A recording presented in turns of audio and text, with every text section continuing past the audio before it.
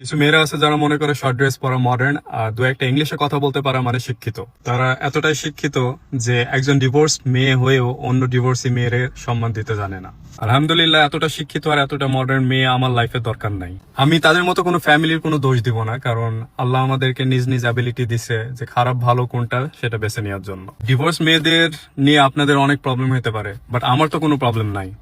আমি যে এই মানুষটারে ভালোবাসি, আমি তো ওরে নিয়ে অনেক স্যাটিসফাইড। আমি তো হ্যাপি আমার লাইফ নিয়ে, এন্ড আমি হ্যাপি যে আমি একটা ডিভোর্স মেয়েরে আমার লাইফ পার্টনার বানাতে পারছি। সো এটা আপনাদের কেন ইস্যু হবে? আল্লাহর কাছে আমার লাখ লাখ শুক্রিয়া। হয়তোবা লাইফে কোনো ভালো কাজ করছিলাম, এই জন্য আমার ওইখান থেকে সরাই নিয়ে এসে আমার ভালো একটা জায়গায় আল্লাহ নিয়ে আসছে। আমি আমার পাস্ট আমি অনেক অনেক সম্মান করতাম, বাট এখন আর করি না, কারণ তাদের মুখের ভাষা প্লাস আমার ফ্যামিলির যেসব কথা শোনাইছে এখন পর্যন্ত যেগুলো শোনাইতেছে, ইনফ্যাক্ট কালকেও আমার কাজিন রে ফোন দিয়ে উল্টাপাল্টা কথা বলছে। সো এগুলা মেনে নেওয়ার মতো না। আম জাস্ট টায়ার্ড। আমি এই কয়দিন আমি কোনো ভিডিও আপডেট দিতে পারছি না, কারণ আমি মেন্টালি অ্যাকচুয়ালি স্টেবল না। Forgive me for saying this, আমি কোনো অহংকার করতেছি না।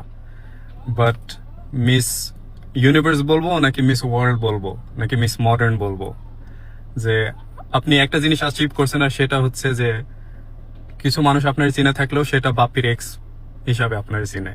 So huge achievement.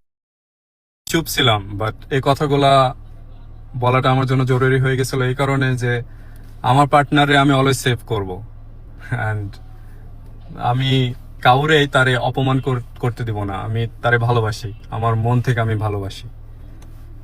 আমার কাছে সে আমার দুনিয়া এখন।